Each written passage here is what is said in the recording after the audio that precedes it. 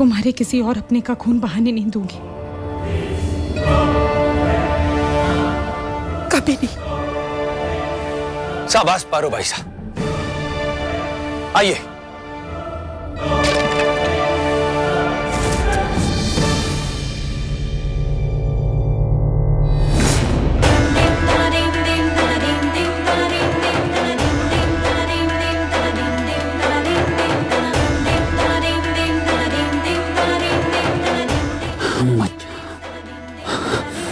मच्छा पारो, मार डालेगा ये तुझे मच्छा।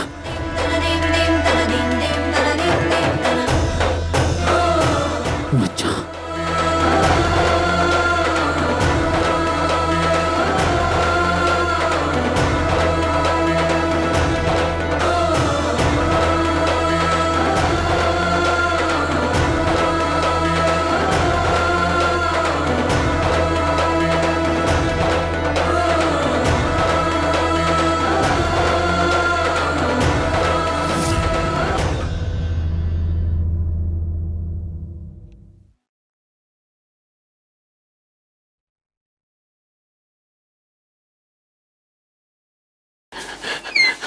डॉक्टर साहब, वो भाई साहब वो अभी बेहोश हैं, उनकी हालत नाजुक है।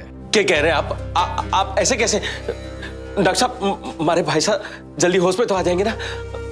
मैं जाऊं उनके पास, हमारी आवाज सुन के वो आंखें खोल देंगे। भाई साहब देखिए, हम आपकी भावनाओं को समझते हैं, लेकिन फिलहाल हमारे पास इंतजार करने के सिवा दूसरा कोई चारा नहीं है।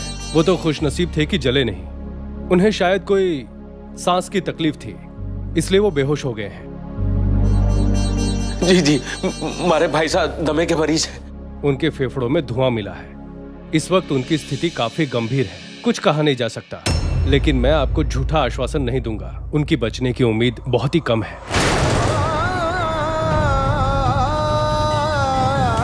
क्या कह रहे हैं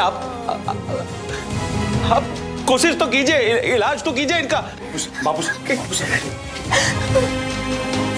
कोशिश तो कीजिए ठीक से। बाबू साहब मत रखिए।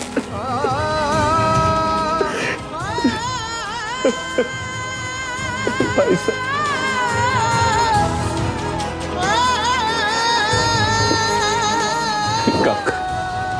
सम्राट रुद्र ने फोन लगा, उसे पता होना चाहिए।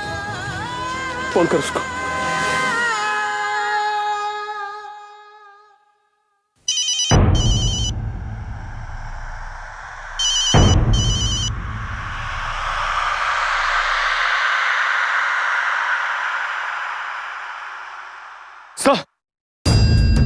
सर होश में आए सर। अरे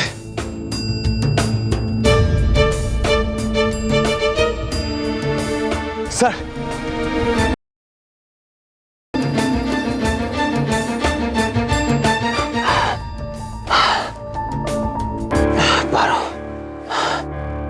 पारो का है? चिंता की कोई बात नहीं है पारो भाई साहब, बल्कि ये तो बहुत बहादुरी का काम किया आपने।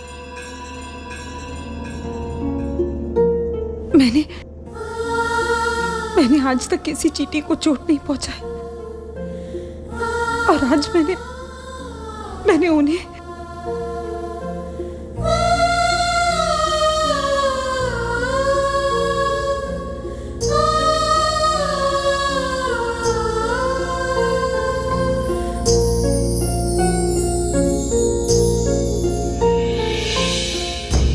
ये तो उनका है। शांति रखिए पारो भाई साहब, मुझे सोचने दीजिए आगे क्या करना है।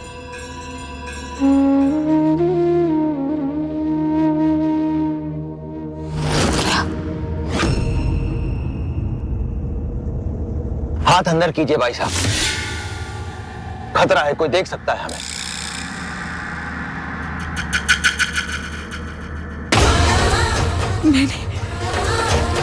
मैंने उसे मारा, उसे चोट पहुंचाई। तो क्या चाहती हैं? अगर आप उसे आज ना मारती तो वो मारे को खत्म कर देता, तब खुशी होती आपको।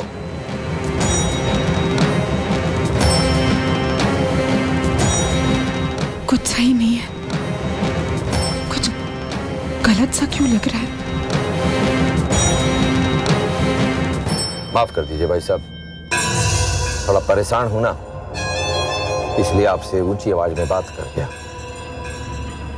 वरना मैं तो खैर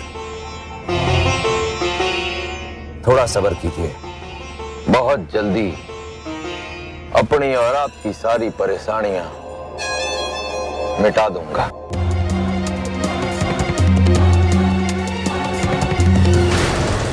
वो उसे गाड़ी में ले गया सर, अभी तक कुछ पता नहीं चलेगी कहां सर, लेकिन हमने सब कुछ नहीं खोया सर, मिशन सक्सेसफुल रहा है। तेजावत के सभी आदमी और हथियारों के लिए दिया जाने वाला पैसा तेजावत को खत्म करने के लिए काफी है सर। लेकिन वो लड़की अमन मार डालेगा वो उसे, तेजावत छोड़ेगा नहीं पारो को, मार डालेगा उसे। हाँ, चाबी दे सर। आप सर अकेले जाना ठीक नहीं होगा सर, खतरनाक है सर।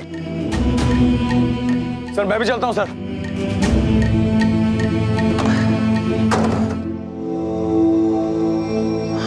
बेवकूफ लड़की।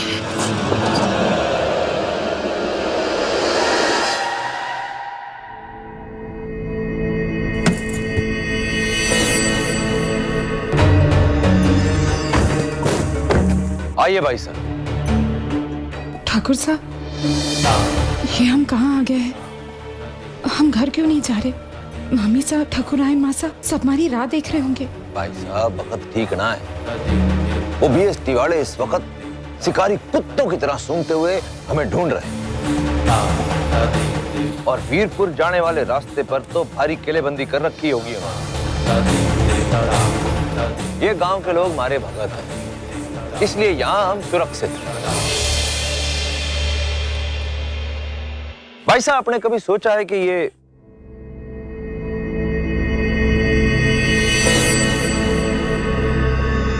मिर्ची को पीसा क्यों जाता है? नहीं, मैं बताता हूं। इस पे अपना नियंत्रण बनाकर रखने के लिए हरी मिर्च बड़ी जिद्दी होती है, अगर काबू में ना रखो तो अपनी ही जबान को जलाकर रख देती है। इसलिए पहले हम उसे जमीन से उखाड़ते हैं, फिर सुखाते हैं, और फिर उसके बाद पिसने के लिए, रौंदे जाने के लिए, चूर चूर हो जाने के लिए इस मूसल के नीचे दे दिया जाता है। दर्दनाक है पर जरूरी है। वो दुश्मनी ना है, बस जरूरी है। लेकिन ठाकुर साहब, आप मारे को ये सब क्यों बता रहे हो? यूं ही बस आंख के सामने पड़ गया तो बोल गया। अच्छा भाई साहब, एक बात बताइए, ये बीएसटी वालों ने आपसे किसी कागज पे सही तो नहीं करवाई? मैं जानता हूं बहुत बदमाश है, जबरदस्ती आपसे कुछ उगलवा लिया हो, बुलवा लिया हो। नहीं ठाकुर साहब, मैं जानती हूँ कि आप सही हो। मैं जानती हूँ कि हम में से कोई कुछ गलत काम नहीं करेगा। गलत तो वो पीएसडी वाले जिन्होंने निर्दोषों का खून बहाया है,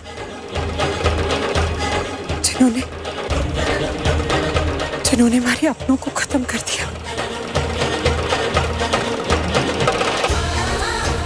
नहीं भाई साहब, रोते नहीं। महाराज जी जानता है ठाकुर साहब कि मैं इतने दिन वहां कैसे रही हूँ। मर तो मैं बहुत पहले गई थी, लेकिन हर पल ऐसे लगता था जैसे मैं एक नई मौत मर रही हूँ। कहां से भाग भी नहीं सकती थी और खुद को खत्म भी नहीं कर सकती थी। उसने मारे को धमकी दी थी कि वो आपको, मामी सा को, हमारे पूरे गांव को खत्म कर देगा।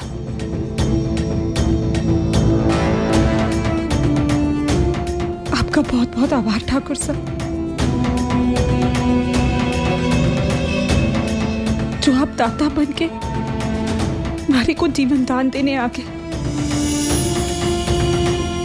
भोलेनाथ ने आपको हमारी रक्षा के लिए भेजा। भोलेनाथ का बहुत बहुत आभार।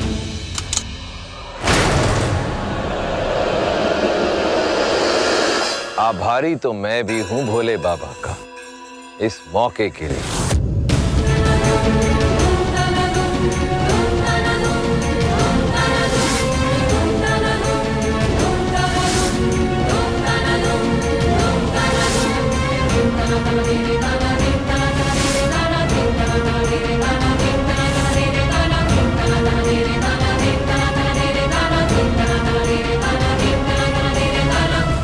कब से परेशान घूम रहा था कि इस परेशानी का निपटारा कैसे करूं। और आज देखो बाबा ने समस्या का समाधान कर दिया।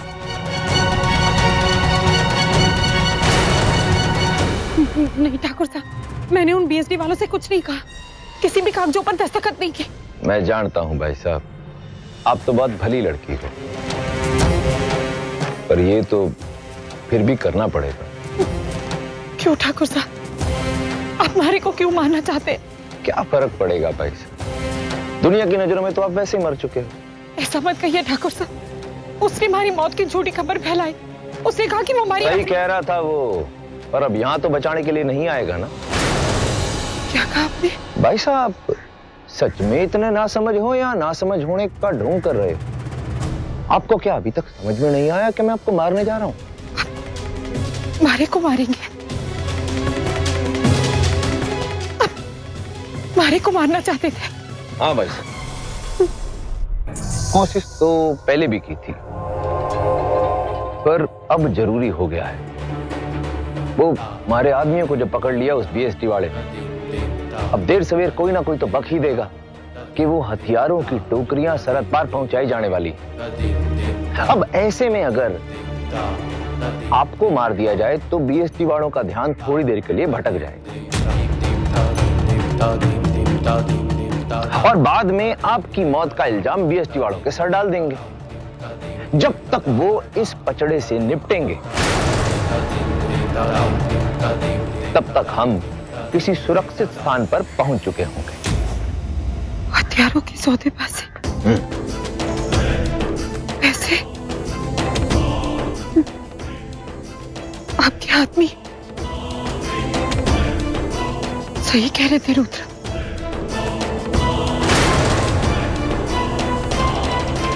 आप एक गद्दार हैं। गद्दार नहीं,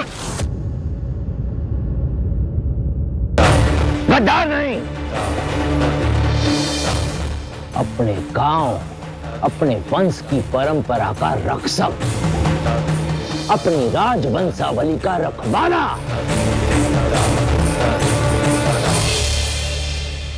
तो हम सबका क्या ठाकुर साहब? हमारी मामी साहब, हमारे नंदू जीजा, वीरपुर के सारे लोग।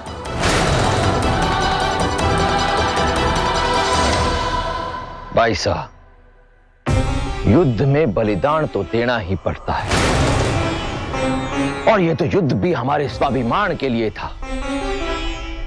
और जब युद्ध में बंदूक में बारूद भरा जाता है और वो गोली जाके जब किसी को लगती है तो कभी कभी शरीर के साथ साथ आत्मा से भी खून निकल आता है, और वो खून कभी दुश्मन का तो कभी अपनों का होता है।